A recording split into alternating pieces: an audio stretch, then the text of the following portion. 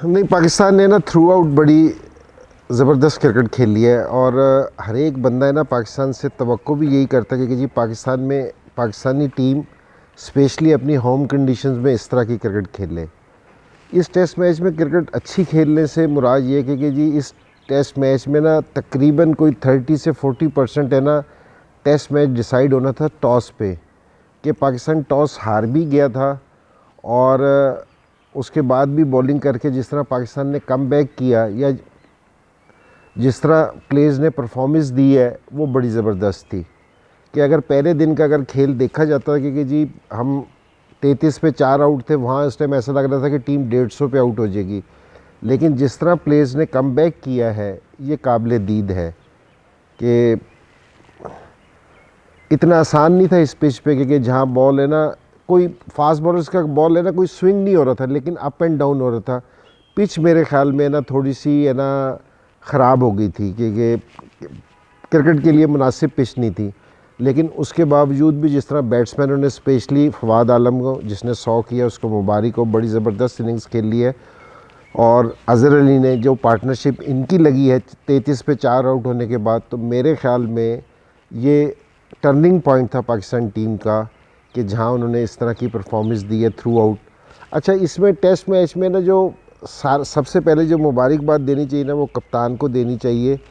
कि बाबर ने कैप्टनसी बड़ी ज़बरदस्त की। पहला टेस्ट मैच था उसका, तो और प्रेशर भी था उसके ऊपर कि जी टास्क की बड़ी वैल्यू थी। उसका अपना इरादा भी उसने बताया कि जी हमारा इरादा पहले बैटिंग करने का था, लेकिन जिस तरह ही उसने बॉलिंग आई है और जिस तरह उसने अपनी टीम को मोटिवेट किया है वो एक दूसरी चीज़ है। लेकिन जो मैं आपको बताऊं जो उसकी फील्ड प्लेसमेंट थी जो उसने थ्रू आउट खड़ी की, मुझे कहीं भी ऐसा नहीं लगा कि जिस तरह वो पहले टेस्ट मैच में कैप्टनसी कर रहा है। बड़ी ज़बरदस्त उसने फील्ड प्लेसमेंट की कि पहले सेशन में इतनी विकेटें नहीं मिली, लेकिन दूसरे सेशन में उसने आके कम बैक किया, उसने टीम को अपने डाउन नहीं होने दिया। तो मेरे ख्याल में इस टेस्ट मैच में ना सारी चीज़ें पाकिस्तान के हक़ में गई हैं। जहाँ भी कंडीशंस टफ़ होती है ना वहाँ फिर आपको एक्सपीरियंस आपके काम आता है। तो ये जितने भी जिन लड़कों ने भी परफॉर्मेंस दी है, नुमान ने दी है, नुमान का हालांकि डेब्यू था, हम उसको एक्सपीरियंस नहीं कह सकते, लेकिन इसलिए एक्सपीरियंस कह रहे हैं क्योंकि उसका फ़र्स्ट क्लास का स्पैन है ना बहुत लंबा था, क्योंकि उसने फ़र्स्ट क्लास में बहुत अच्छी परफॉर्मेंस दे रखी थी। उसका उसने एडवांटेज उठाया क्योंकि जिस स्पिनिंग के लिए विकेट बनाई हुई थी जिस पे उन्होंने बड़ा ज़बरदस्त अपना फ़ायदा उठाया। और पहली इनिंग्स में उन्होंने 2 आउट किए, लेकिन जो सारों से अच्छी चीज़ देखने में उसकी नुमान की आई ना वो ये कि उसने अपनी लाइन नहीं छोड़ी, कि रन उसने पहली इनिंग्स में भी नहीं दिए। तो ये एक्सपीरियंस है ना उसका शो करता है कि उसको पता है कि जी किस पिच पे मैंने क्या बॉलिंग करनी है। और Yasir Shah world class bowler है और मैं अगर मेरी अपनी राय अगर पूछी जाए तो मैं अब भी ये समझता हूँ कि जिस लेवल का यासिर शाह बॉलर है अब भी उसने उस लेवल की बॉलिंग नहीं की, वरना इस पिच पे इस साउथ अफ्रीका टीम को मेरे ख्याल में यासिर को अकेले रैप अप कर देना चाहिए था, जिस क्लास का वो बॉलर है और जो इस तरह की उसने परफॉर्मेंसेस दे भी रखी हैं। लेकिन ये है कि यासिर पिछले 1 से 2 साल में ऑफ कलर नज़र आया है कि जी उसने कोई बहुत बड़ी परफॉर्मेंस नहीं दी, लेकिन इस टेस्ट मैच में फिर भी वो बहुत अच्छे शेप में नज़र आया। डेफिनेटली इस टेस्ट मैच से ना उसको कॉन्फिडेंस भी मिला होगा। और जहाँ तक बैटिंग की बात है कि जी अज़हर की और फवाद की अगर बात की जाए बैटिंग की, तो दोनों ये अगेन एक्सपीरियंस है। एक का फर्स्ट क्लास का बहुत ज़्यादा एक्सपीरियंस है, एक का टेस्ट मैचेस का बहुत ज़्यादा एक्सपीरियंस है। तो दोनों ने बड़ी ज़बरदस्त की। और पूरे मैच के जो उनका टर्निंग पॉइंट था ना, मैंने पहले भी ये चीज़ कही है क्योंकि वो फवाद आलम की और अज़हर अली की पार्टनरशिप थी। क्योंकि साउथ अफ्रीका जिस टाइम दूसरे दिन आए थे उनका ये ख्याल था कि जी हम लंच पे ना रैप अप कर देंगे पाकिस्तान टीम को, लेकिन जिस तरह फवाद खेला उसने टेम्परामेंट अपना शो किया और उसके ऊपर भी बहुत प्रेशर था कि जी वो बड़े अरसे बाद कम बैक कर रहा था, उस पर बहुत ज़्यादा लोगों ने पहले ट्रस्ट भी नहीं किया था, लेकिन उसने ना उन सारी चीज़ों को प्रूव किया कि जी बड़ी ज़बरदस्त इनिंग्स खेली और टेम्परामेंट शो किया। और अज़हर अली जो फवाद आलम का था कि यहाँ उसने फर्स्ट क्लास में भी नेशनल स्टेडियम में 10-100 कर रखे थे, तो उसको पिच का बिल्कुल सही तरीके से आइडिया था जिसका उसने फ़ायदा उठाया। ये उसका एक्सपीरियंस काम आया। अज़हर अली सीज़न प्लेयर है इंटरनेशनल क्रिकेट का, और मेरे ख्याल में अज़हर अली ने पार्टनरशिप तो बहुत अच्छी थी, टर्निंग पॉइंट था।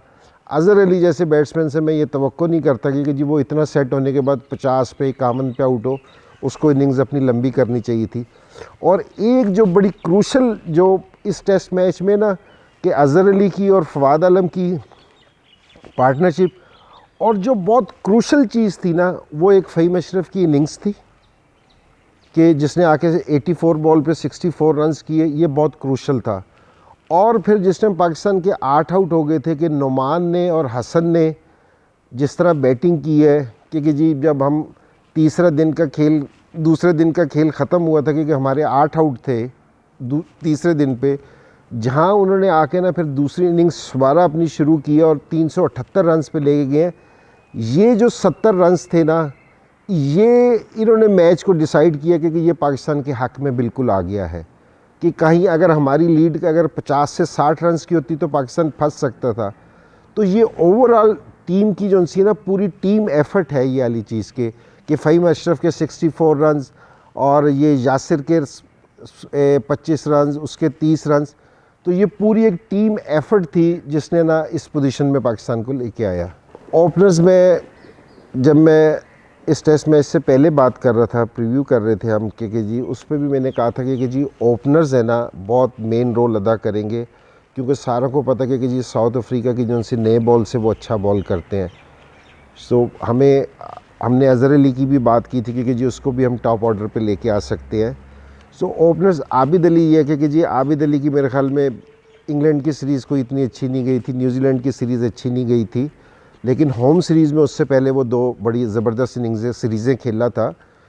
सो ओपनर्स पे सिम्पथीज़ तो है मेरी, स्पेशली इमरान के साथ क्योंकि डेब्यूटेंट था, क्योंकि जी स्कोर नहीं कर सका, उसको बड़ा अफसोस हुआ होगा, लेकिन कोई ऐसी बात नहीं है क्योंकि ये टेस्ट मैचेस में होता रहता है। बहुत सारे ग्रेट प्लेयर्स हैं जो शुरू में आके स्कोर नहीं करते तो फिर बाद में स्कोर करना शुरू कर देते हैं। डिसपॉइंटमेंट नहीं होनी चाहिए, लेकिन हो जाता है इस तरह भी टेस्ट मैचेस में क्योंकि जी आपकी ओपनिंग पार्टनरशिप नहीं चलती, लेकिन है ये बहुत ज़रूरी। इसको पाकिस्तान में जो इस पूरे टेस्ट मैच में सिर्फ एक ये वीक एरिया नज़र आया है पाकिस्तान का कि पाकिस्तान के ओपनर्स है ना वो स्कोर नहीं कर रहे। हर टेस्ट मैच में बड़ा मुश्किल हो जाता है क्योंकि जी हमें ना 30-35 पे से आउट होने के बाद 3-4 विकेटें गिरने के बाद हमें ना 450 स्कोर करें, ये मुश्किल हो जाता है। तो ओपनर्स का एरिया है क्योंकि जहाँ वीक हैं, लेकिन मेरे ख्याल में इनको और मौका देना चाहिए ताकि इनको भी कॉन्फिडेंस आएगा। जी इस विक्ट्री ने प्लेयर्स की तो नहीं मैं बात करता, लेकिन सारों से ज़्यादा खुशी हुई होगी कोचेस को ही होगी क्योंकि वो भी सिलेक्शन पे थे अपनी। सो उनको बहुत ज़्यादा खुशी हुई होगी क्योंकि जिस तरह की पाकिस्तान टीम के लड़कों ने परफॉर्मेंस दी है कि वो काफ़ी अरसे से मेहनत कर रहे थे इस चीज़ का, तो मेरे ख्याल में उनको आज सिला मिला है इस चीज़ का। तो अगर ड्रेसिंग रूम के अगर टेस्ट मैच के आखिरी लम्हात देखे जाएँ तो हमारे ड्रेसिंग रूम में ना लोग मुस्कुराते हुए नज़र आ रहे थे, कोचेस मुस्कुराते हुए नज़र आ रहे थे, प्लेयर्स कि आफ्टर न्यूजीलैंड टूर क्योंकि जी हमारी मैनेजमेंट पे भी और टीम पे भी बहुत प्रेशर था, ड्रेसिंग रूम में हमारे ना बहुत प्रेशर था, तो वो रिलीज़ हुआ होगा जिस तरह की पाकिस्तान ने क्रिकेट खेली है। और इसमें कोई शक वाली बात नहीं है कि न्यूजीलैंड के बाद इस तरह की क्रिकेट खेलना बहुत मुश्किल था। इसका क्रेडिट लड़कों को भी जाता है और मैनेजमेंट को भी जाता है, और ये चीज़ इंशाल्लाह आगे पाकिस्तान कंटिन्यू भी करेगा। बहुत अच्छी क्रिकेट खेले है क्योंकि जी इसमें कोई शक नहीं है कि इस पिच पे जिस तरह की पाकिस्तान क्रिकेट खेला है बड़ी ज़बरदस्त है। और स्पेशली ये कि जी डाउन होके कि पाकिस्तान की बैटिंग हमेशा पाकिस्तान को लेट डाउन करती है मोस्ट ऑफ़ द टाइम, लेकिन जिस तरह पाकिस्तान की बैटिंग ने इस पिच पे ना कम बैक किया ना, ये बड़ी ज़बरदस्त चीज़ है। और इस टेस्ट मैच में परफॉर्मेंसेस है ना थोड़ी सी, जिस तरह हमने ओपनर्स की बात की, ऊपर नीचे होती रहती है कुछ प्लेयर्स की, लेकिन सारों से अच्छी बात ये हुई कि जिस टाइम हमारी 9 विकेटें भी गिर गई थी तो उस टाइम भी हमारे लड़के ना फाइट करते हुए नज़र आ रहे थे क्योंकि जी किसी ने अपनी विकेट है ना दी नहीं है। ये सारों से अच्छी चीज़ है और ये चीज़ है ना टीम को ना जीत की तरफ लेके जाती है। ये नहीं कि जी एक पार्टनरशिप लेके जाती है, जिस टाइम 11 लड़के फाइट करते हैं फिर जीत की तरफ जाती है। तो मुझे जो इस टेस्ट मैच में देखने सबसे ज़्यादा जिस चीज़ की खुशी हुई वो जिस टाइम 8वें नंबर, 9वें नंबर और 10वें और 11वें नंबर ने जिस तरीके से फ़ाइट की है क्योंकि जी 70 से 80 रन ऐड किए टीम में, ये सारों से अच्छी चीज़ थी और यही टीम के लिए सारों से अच्छी चीज़।